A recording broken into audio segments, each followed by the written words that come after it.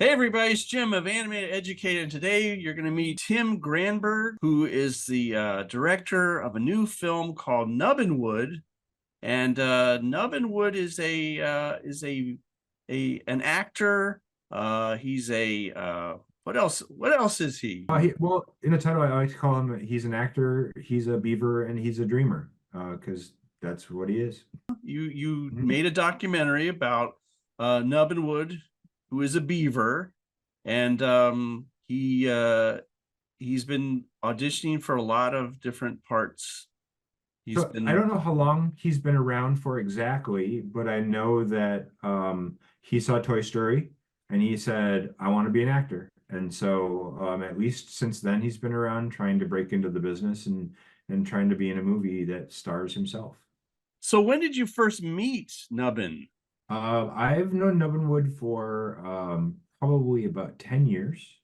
When I was writing a feature, I was looking out for a character or a star that could be a star in my movie.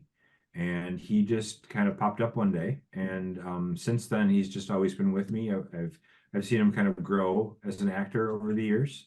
What made you decide to make a documentary about him? I think that when I was working as an animator, I always felt a little marginalized, every year when I'd see like the Oscars and stuff come out, I would see big celebrities who are always being recognized, and I always think like for every celebrity that's being recognized, there's thousands that will never get the chance to be recognized. And I guess I felt for those people instead that I feel like there's a lot of really good actors that are famous and rich, and I think that there are a lot of good actors that are poor and not famous. And I don't know, I wanted to represent that group of people and tell their story.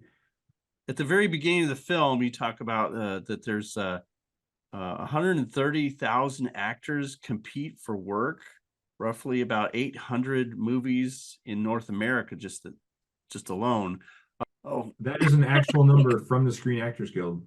really? Oh, Yeah, okay. yes, every word that's printed on the screen during the whole documentary is 100% true. It is a serious documentary about a very serious issue, and that is that, actors at the bottom never getting parts, Mhm. never getting recognized for their abilities. And I feel like any creative field, you're going to find that there is a large group of people that will never get recognized for what they do. And so I guess I was trying to make a movie for them. It's interesting because after seeing your film, I had no idea that beavers were used. Some beavers were used in the Ewoks, for Star Wars. Didn't know about that. That's what I suspect. I mean, there's a lot of Ewoks, and they all kind of look the same. So at some point you have to start. I don't know how many Ewoks exist in the world today that can fill those parts, but I kind of compare it to the old Westerns where they would have like cowboys and Indians. And so when they ran out of Indians or whatever, they would just give white people shoe polish, and then and they'd make more Indians out of it. It's the same thing. It's like, after you run out of once all the Ewoks are employed, you have to start looking somewhere else. And beavers, I think, are the best candidate for that because of their Mhm. looks. They have all the basic Ewok traits so I think it makes a lot of sense that beavers work as Ewoks. Mhm. And the other thing with Nubbin, I noticed that he is a beaver, and I can tell you mainly see his face and his teeth and things like that. But I noticed his tail. I thought the beavers had like a big kind of a large, like waffly tail that would drag behind them. But I watched the film like a couple times and I didn't see that tail. Wasn't sure what happened there. Did something happen to his tail or? He was born. I don't want to call it a deformity because obviously it's just a small tail. I don't think it's right to kind of denigrate him by calling it a deformity, but he was just born with a very, very tiny tail. And unfortunately, it doesn't impact him in any other way other than he can't swim, Oh, okay. obviously, because the beavers use their tails to like slap the water and propel themselves in the water. So he's not a very good swimmer, but he still has all of the basic traits of a beaver. He does have a big flat tail. So if you're going to categorize him scientifically, he is still a beaver. He just might look a little odd. Yeah.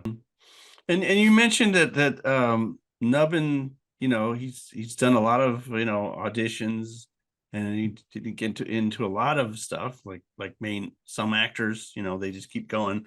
Um, Yep. now I hear he's going to be at the Oscars as like someone that sits in the seats. Did he get that job?